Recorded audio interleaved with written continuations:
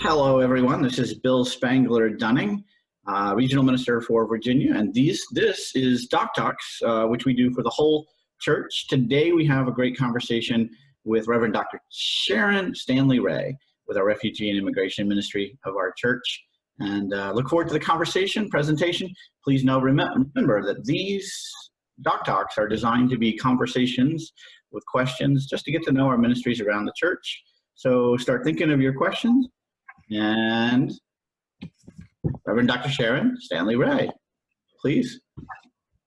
All right. Hey, everybody. It is great to be together with you. It is always wonderful when I see y'all, but in times like these when we have all been so separated from the rest of the world, it is a pleasure in an underlined way. So thanks again for joining, and Bill, thanks to you.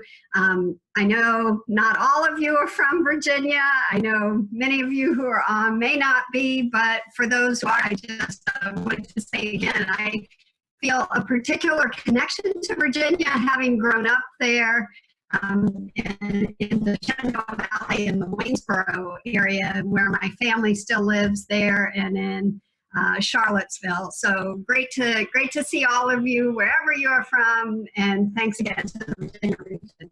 So I appreciate, and Bill had reached out before the time of COVID-19 when in that moment the concern about scheduling this kind of presentation was really more related to travel commitments, and now that became not a concern, but instead, as you might guess, as COVID-19 has been affecting everyone's lives, there have been particular deep implications among both immigrant and refugee communities. And so I thought we could spend maybe a few minutes, and I'm going to attempt a screen share, and you can let me know if that works out, just to talk very briefly about a few different ways. I'm thinking that during our conversation time together, I hope we can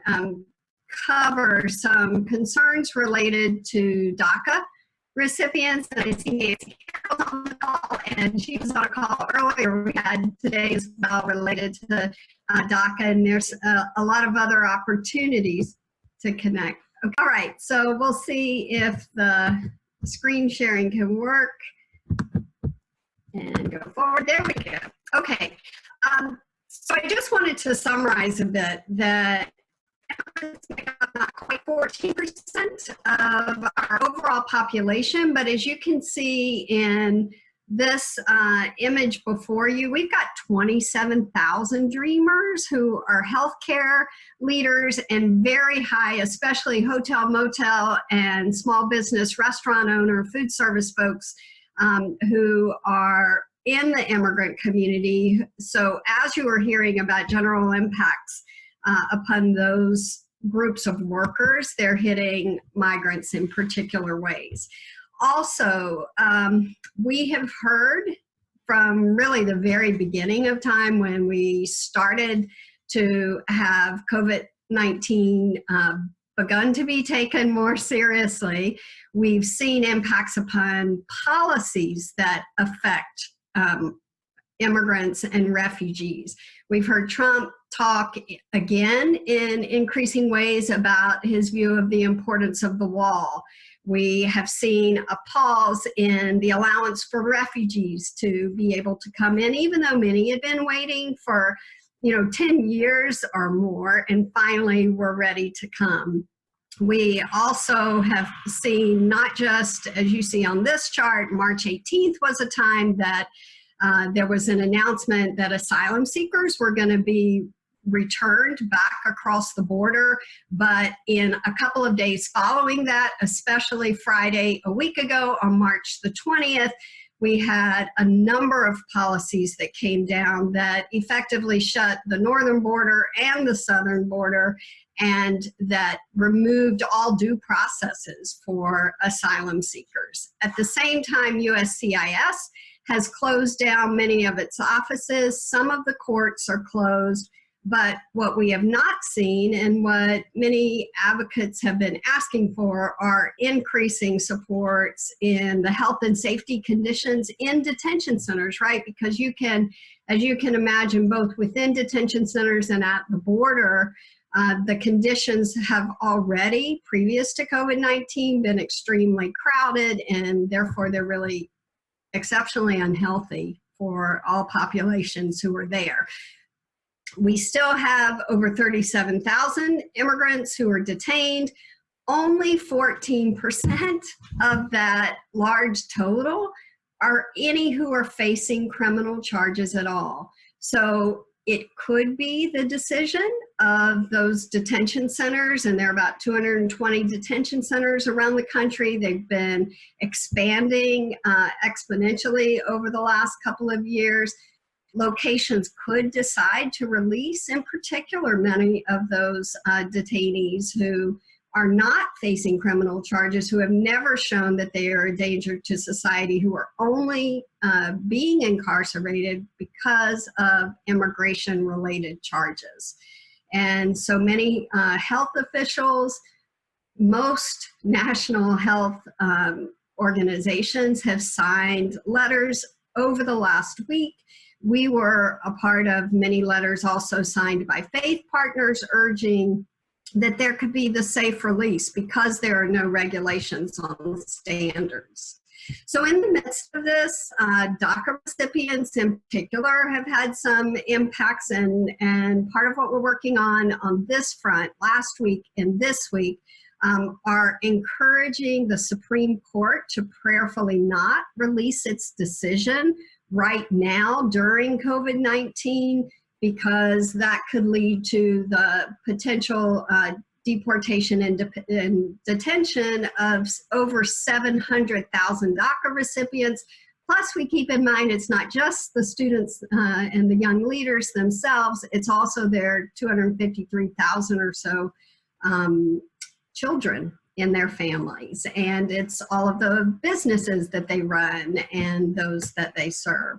So, however, what we began to hear at the beginning of last week was that rather than a decision being postponed, and we had already been anticipating that a decision was going to come out before the end of this term, which meant before the end of June, because that's when all the decisions typically come out.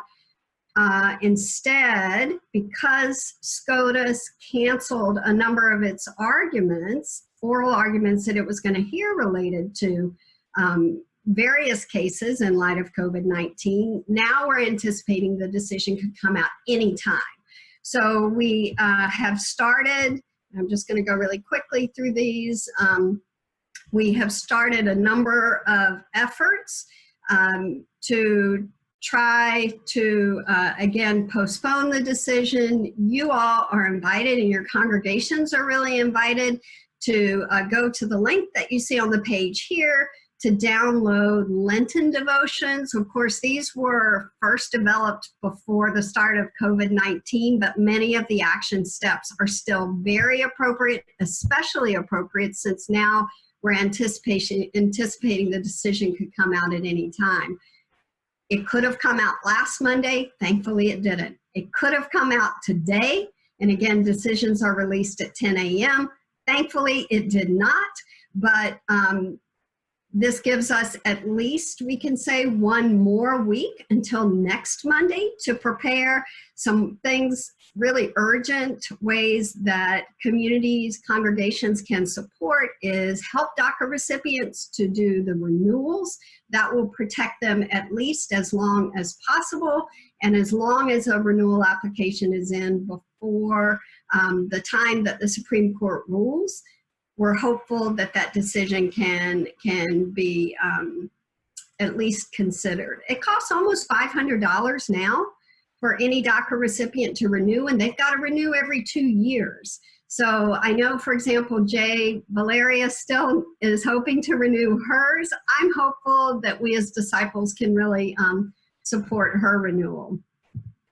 I just want to say too that tomorrow at 4 p.m., and Bill, I can send you the link to send out in the follow-up, we're going to have a faith webinar, a national webinar about specific actions that congregations can take. What we really need is for permanent solutions, is a legislative fix. So we're working on that. A bill's been passed on the House side, and we hope it can be on the Senate side too.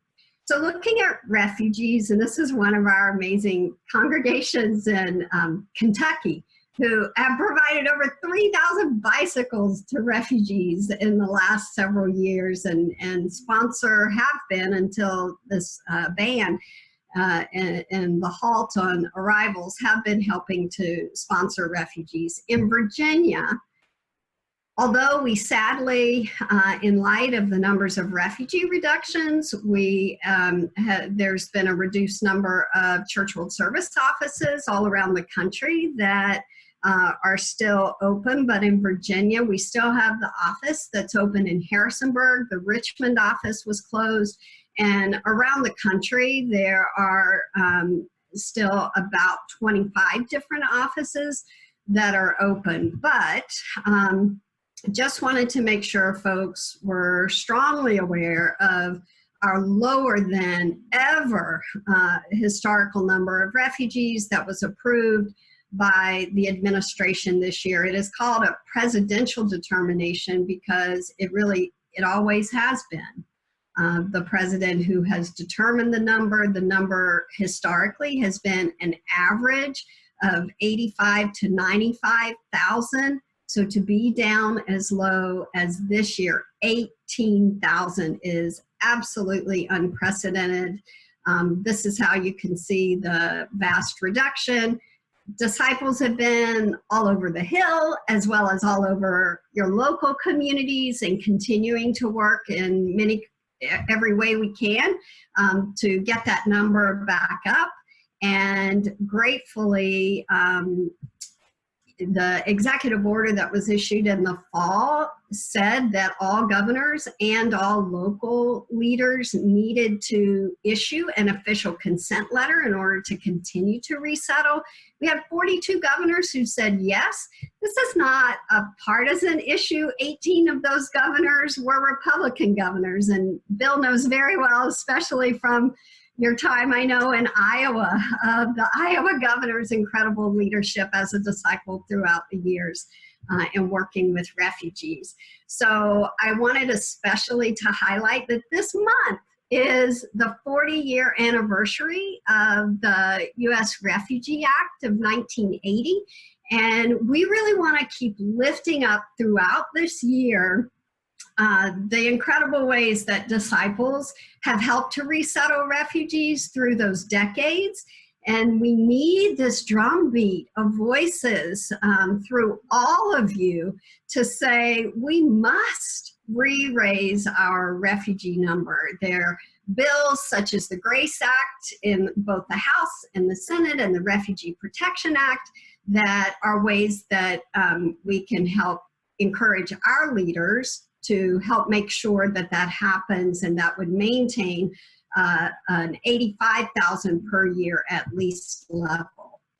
Also, we want to think now about immigrants in general who are in detention. We talked already about the increase in numbers of detention centers, and you can see some of that reflected on this page. I really wanted to lift up for Virginia folks that the Central Valley Sanctuary Network, CVSN, is operative in Richmond, in Fredericksburg, really many other places around the states. And that's something that I would love to really support some of our Virginia congregations, and hopefully getting plugged in with. If you're online now but you're not from Virginia, please let me know where you are, and I'd love to work with you in making sure that your congregations are connected with the channels that are operative closest to you.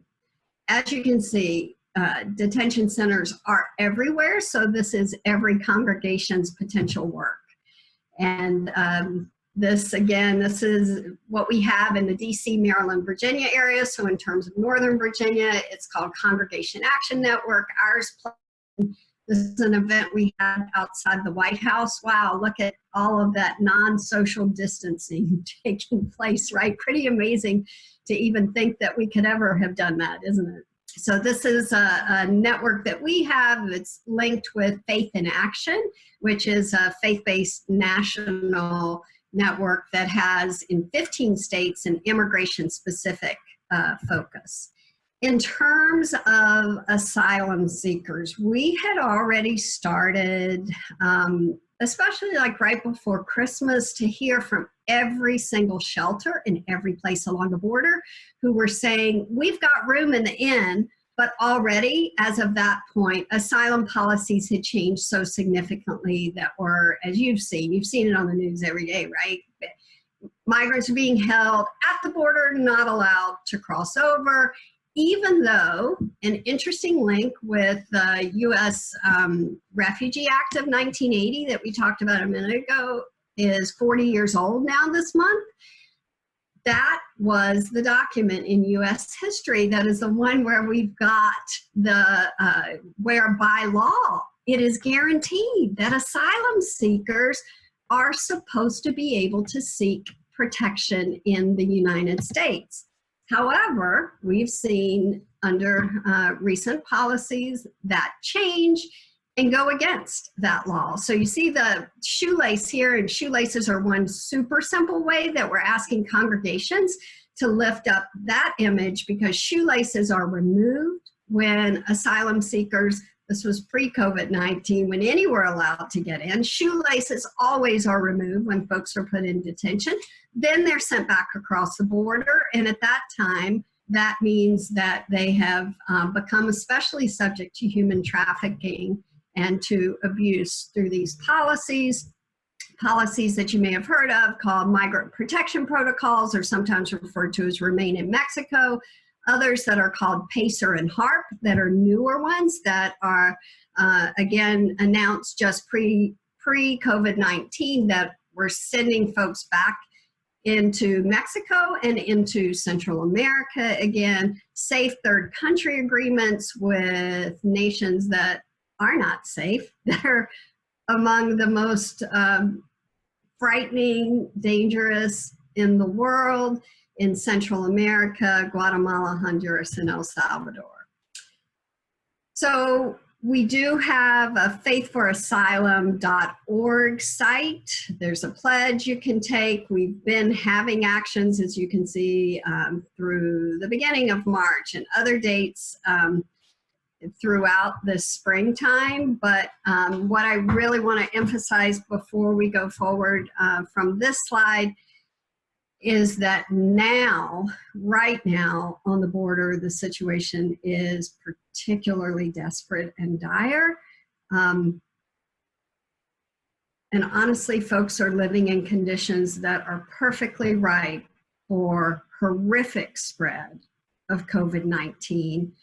So last week, this week, and in ways that are going to be continuing as faith partners, we are putting out statements. We are asking any of you who may feel led to write letters to the editor to lift up the moral inconceivability of what is happening in this moment on the border, and to hopefully urge that these policies would, I mean, we know, for example, that 92% of those who are trying to apply for asylum have a contact person in the United States that they could be sheltering with, rather than sheltering in tents or sheltering in detention centers where the conditions are much less healthy.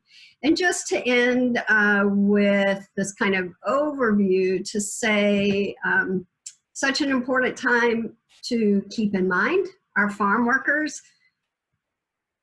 I have pictures as I'm looking above my kitchen table of the hands of farm workers, and I have been thinking constantly about them. They're the ones who are unfortunately in what was passed in terms of the stimulus package last week. Undocumented workers, and including farm workers, including DACA recipients, have not yet been included in that legislation. I celebrate, as all of us celebrate, the importance of the legislation that was passed and the relief that needs to be going into every household in this country and among our congregation members who are themselves very deeply and personally affected.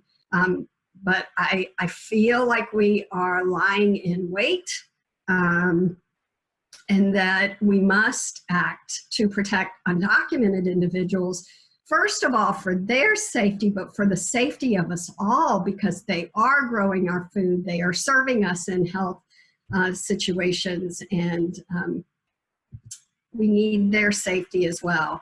We have these kind of ongoing campaigns in our partnership with National Farm Worker Ministries, the ongoing boycott of Wendy's because of their refusal. They're still the only one of our top 5 fast food programs in the U.S. that have never signed on to what's called the Fair Food Program, that supports both the work conditions and the finances and payment to farm workers.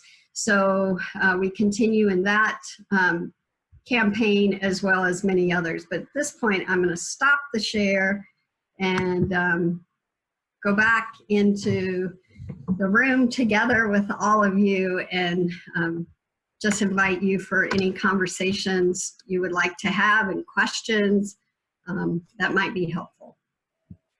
And again, if you have questions, just raise your hand, or again, as I said before, just do a dance. Or you can do it electronically, but just let me know if you have a question and I'll call upon you. I want to highlight something that's happening, and Jay, I don't know if, of course, I'm asking this question as you're drinking something, sorry. But there is a particular, very specific way that as disciples we can support a disciples leader at this point who is in detention in Arizona, and he is the father also of a disciples employee whose name is Valeria Bahar, who is our disciples immigration response specialist. And I just want to lift up Ramon to you for your prayers and concern. His court appointment is coming up at the end of this week. So Jay, we're holding you as well as Ramon in prayers. We understand now that that appointment is on the 2nd of April. So even a day earlier, there's a sign-on letter that may or may not make a difference in his case, but already Ramon has said, you know, and we've had about 600 disciples who have signed on so far. And Ramon has said to us and to his daughter Valeria how deeply meaningful that is, that his faith family is showing up and letting him know that they're in prayer with him now. Yeah, I've talked to him about once a week for the last few weeks, and his spirits are good. He feels God's presence. The Bible study in prison every night with about 10 people. He's an amazing man.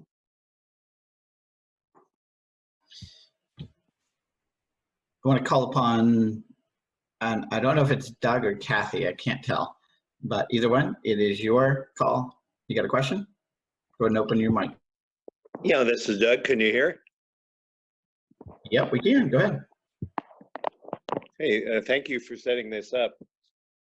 I was seeing today calls for releasing people that are especially vulnerable health-wise in federal prisons due to the risk of COVID-19 infections. Can you say more about the conditions in detention centers and the risks that people are facing there? Thank you, Doug and Kathy. Yes, so to underline again, the conditions in detention centers, as well as conditions of migrants who have been trying unsuccessfully to come in to seek asylum in the U.S. The conditions in both of those areas are horrific. National health leaders, beginning really about 2 weeks ago, and especially ramping up last week, began to send a number of letters in to Department of Human Services, Health and Human Services, to Homeland Security, to the administration members themselves, to please urge that there would be the release of, as we had talked about at the beginning of the call, only 14% of immigrants who are in detention are in with a criminal charge. Most are only in with immigration-related charges, and you may know that because of law changes that happened in 1994, even those who have crossed the border twice are now given a felony charge for doing that. So we see among our brown and Black immigrant communities much of the discrimination and incarceration buildup that we have seen in our African American communities in proportionate rates through the years. So for all who are in detention now and or who are stuck at the border, the conditions are horrific.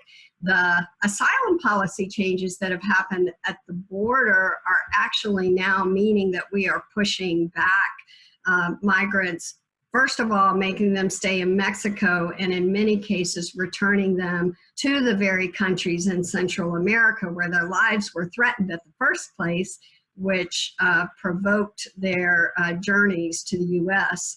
So part of what is on my to-do list for this week is to put out some sample comments that we as faith partners can make into the Federal Register, where these new rules were announced just on the 20th of March. And we can say that if you feel led, that on moral grounds, we are, as long as we are leaving folks in detention centers and at the borders in these kinds of policies, we are growing our own health risks to everyone, to those immigrants and to others who are around them. So stay tuned for a lot more of a call to action on that. And I see Reverend Terry has joined us, and I wanted to lift up too that in this last week, Reverend Terry has already weighed in with comments that we will be releasing as soon as the Supreme Court issues a decision related to DACA, so that we can name our strong support as disciples for those populations as well. Thank you, Sharon, for always just being on top of this. And I continue to learn and walk with you on this journey. So thanks for your great leadership in this area. Sharon, you had a map on your presentation at one point showing where detention centers were and said something like they're everywhere, so every congregation can be involved. I wasn't clear exactly on how you're suggesting congregations can be involved. I've had there's a fair amount of interest here in Arizona, and there were several congregations that were hosting asylum seekers, but that has all dried up. Right, great. Thank you, Jay. Thank you for where you are and who you are and what your congregations I know are interested in. So really, whatever place where we are around the country, part of our prayer as Disciples, Refugee, and Immigration Ministries is that we can work with your local community, because the work, it really begins local, right? Our policies, we have to work consistently to change our policies nationally, But much of our work also is local. It is for me here in DC and you and everyone else. So how detention centers have been expanding has been different in different locations. So in some locations, we've seen the expansion through local, sometimes county, and sometimes city contracts. So in those kind of cases, there needs to be a pushback against that government-related expansion. In many other places, in Arizona and elsewhere, including in DC, for example, and in Northern Virginia and in Maryland. So there have been, over the last 6 months, efforts for private companies to expand detention centers and to start new detention centers. So if you have, wherever you are, if you have congregation members who are interested in pushing back against the expansion of detention centers in your area, because we know of the trauma that's caused to families. We also know that there are far less expensive, far more humane alternatives to detention centers, and that detention centers are the most expensive, the most humanly damaging model that we have. We want to work with your congregations to identify what's happening in your area and to help hold conversations with your leaders about strategies that might work. We just had, in DC, Maryland, and Virginia, we just had strong enough pushbacks to stop those 3 centers from expanding. Sometimes they're child centers, sometimes they're adult centers. But it's really, it's human pressure, and in many ways it's faith and moral voices that are making the difference to your local governments and to individuals who are making those decisions.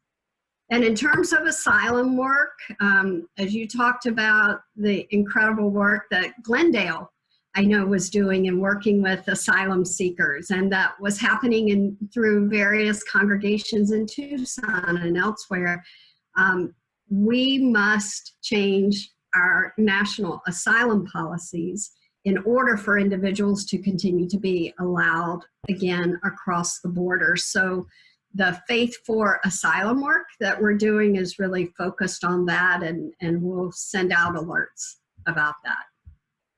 Yeah, because we can't send people into asylums into detention centers to visit or care for. Not now, right? Not even, in many cases, not even family members are getting in. And most alarmingly, in many cases, lawyers can no longer get in to prepare folks for their court appointments. But some of those court appointments are happening anyway. And of course, that means folks are having less of an opportunity than ever to present their case with due process. Well, if you get information about any detention center expansion proposals in Arizona, I'd be happy to have them and distribute. You got it. And I really want to lift up too how what a blessing it is for us as disciples that we have had for the last 9 years. We had an amazing disciples immigration lawyer, Tana Lou Beers, who helped so many families that many of us on this line know about. Tana, due to her own health issues, had to step back a couple of months ago. But we have a phenomenal new disciples legal expert who in the field of immigration, and her name is Natalie Teague. She's located actually in Asheville area in North Carolina. And I know, Jay, that she talked to Ramon and had a great time building relationship with him at the end of last week. And I am just so excited.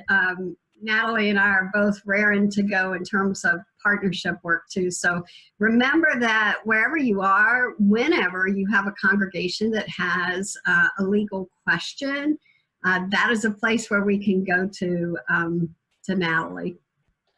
Can you send me her contact information, Sharon? Yes, and maybe I'll stick it in the chat too. I'm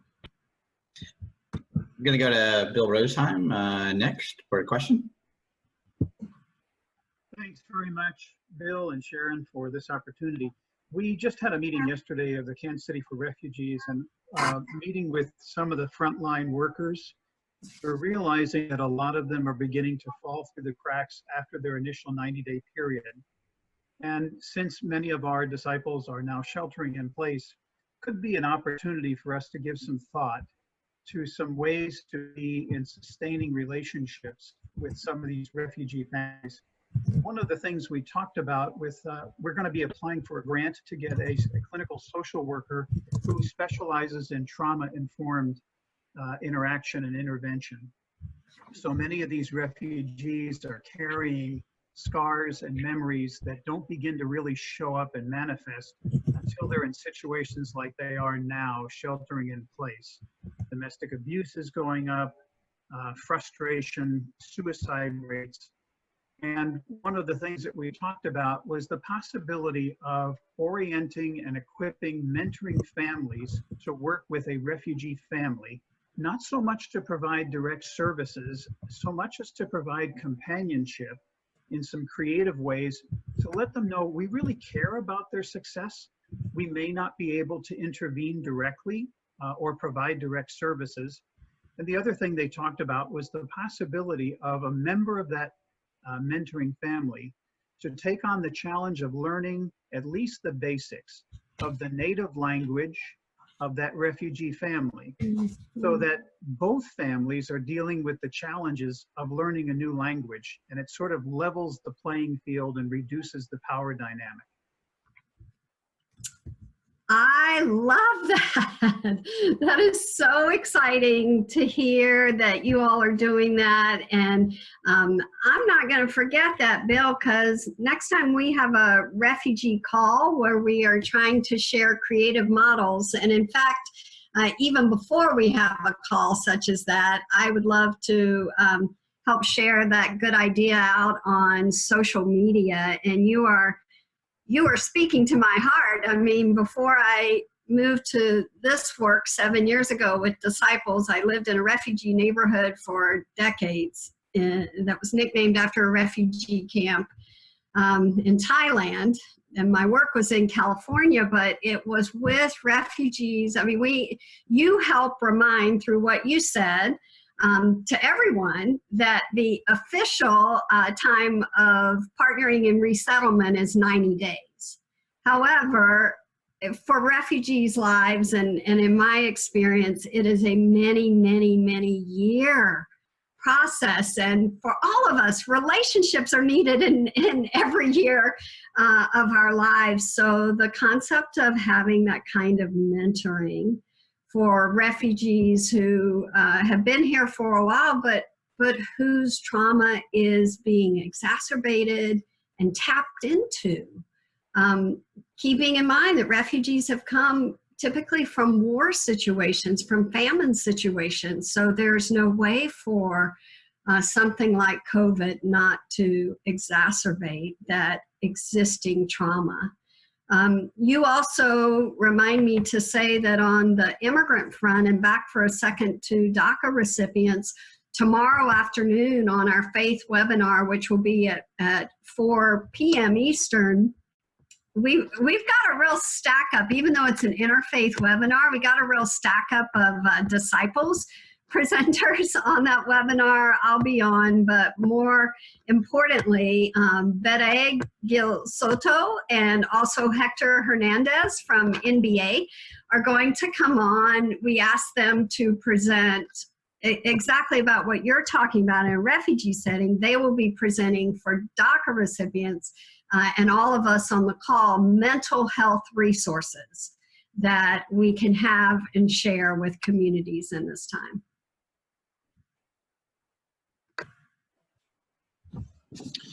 Excellent. I have my own story about why refugees and immigration, why that matters to me, my personal piece. And Sharon, you know that story, but essentially I grew up in Iowa under Governor Robert D. Ray, who He was a disciple. He was an elder at First Christian Church in Des Moines, and every disciple knew who he was. He was instrumental in particularly opening up refugees, but encouraging our local churches to make this as one of their key ministries. I grew up with, it seemed like every disciple church was involved in this ministry. It was just something that I just thought that's what all disciples did. And so I really have two questions. One, I know you're going to release like what's practical things or things that congregations can do, particularly maybe post COVID-19. But one's a personal question. I'm curious about your call story. Why does this ministry matter to you? How did you get involved? What's the passion behind the reason you do what you do? Well, thank you for lifting up Governor Ray, first of all. And you guys, if you haven't read the story of Governor Ray, go to the RIM website and pull up. Bill Spangler-Dunning is on a video clip on our website under the refugee section, and he is telling that amazing story that put me into tears when he first shared it, because it was our disciples' governor, as a Republican governor, who helped to resettle over 10,000 Southeast Asian refugees in Iowa, in Middle America. And what a gift that now we have another disciple governor, Governor Beshear, who is Andy Beshear, who is governor now in Kentucky, who I remember speaking years ago at a Disciples Women gathering in Kentucky before he was governor, and talking about refugees. I mean, this is real commitment. This is not fabricated in any way for this moment among all of those leaders. And for me, I think I came to refugee work kind of initially because of my mom's influence, who was, after she almost died when I was a very young preschooler, she got well enough in South Carolina to go to work as a social worker and as a Head Start teacher in the first year of Head Start, and every single student in her class was African American, and she did it because she had experienced in our congregation, it wasn't a disciples church, but in our congregation that my father pastored, and my father experienced too, horrific discrimination, or he didn't experience, he heard the discrimination spoken to him by leaders in the church who said they were not going to give him a couple of $100 advance in his salary for my mother's kidney she had removed, because he would not agree with them that blacks should not be allowed to come to church. And that was my mother's witness to me, that years later, as I was working as a youth in mission, at that time with Presbyterians in South Korea, that began my love of working multiculturally. And in seminary, that love of multicultural work got linked with a deep calling to help support the poor, and poor plus a variety of backgrounds equals who refugees are. And so I went, in God's joke, my first calling out of seminary was supposed to be a 3-month temporary assignment to work with refugee communities in California. And because it was only going to be 3 months, I thought, I'm just going to move into the biggest slum that's here, because I only have 3 months to learn. And when I did, I completely fell in love with my neighbors, who were all Southeast Asian refugees. And then over the many, many years that I lived in that neighborhood, they became a mix of refugees and farm workers from Latinx backgrounds, and my heart's been hooked. So I'm so deeply thankful for this chance to work now with disciples in sharing our collective love for communities who are receiving so much of opposite emotions, in rhetoric and so publicly, but I believe that it is our faith calling, it is Scripture's calling, it is that repeated calling that wasn't ever left to just one place in texts, but is present throughout all of Scripture from the beginning to the end. That I believe it's faith communities that really can make the difference, even in this time, and especially together. So I thank you for who you are and what you're doing, and I want to keep these conversations going and going and going in every place, because disciples, we're not biggest in number, but man, I know what we're committed to, and I'm just excited for what we can keep doing together. Thank you. I do want to say thank you and blessings upon the ministry you do. And we as church are happy to support you and this ministry and gather alongside our refugees and immigrants in DACA and all that. Any other questions left for today? Any other comments, questions? I really want to invite y'all to join in our Monday morning prayers for DACA. Next Monday, 9:30 to 10. Gosh, if we're on the East Coast, we got it easy.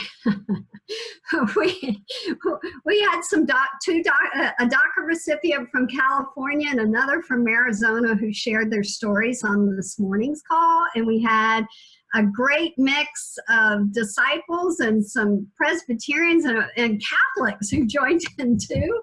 So looking forward already to next week and lots to follow up on. You know, there's a lot we can do on the phone and in these virtual moments and through writing. And you guys, letters to the editor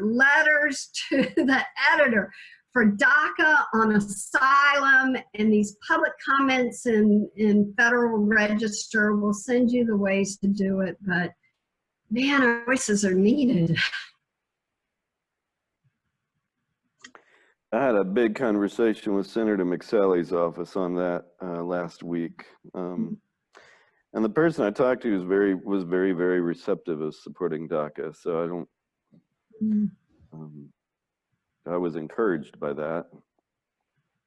Great. And what we really need to get a Senate bill passed. We've got the American Dream and Promise Act that already was passed last May on the House side, and it was really overwhelmingly passed, and in a bipartisan way. So we've not had any action yet in the Senate, and now with the decision coming out from the Supreme Court soon, we know the only real way to have those permanent protections is through legislation that will guarantee it. So, and we don't want to see, right, DACA recipients being traded and used as leverage for increasing enforcement even more upon their parents or upon other adults. And DACA recipients have laid it down on the line saying they will not make that trade. They are not willing for legislation to pass if it doesn't also be devoid of additional funds that would just harm their parents and communities more. So we need to side with them. Thank you so much for this conversation and also a reminder that we really can make a difference through writing, calling, letters to the editor. We really do have the power to do that, and it's good to be reminded of that. Thank you all for a great conversation, and again, this will be recorded and shared widely, so look for that link. I'll share that on Facebook and other places. So have a great day. Blessings to all of you. Stay safe.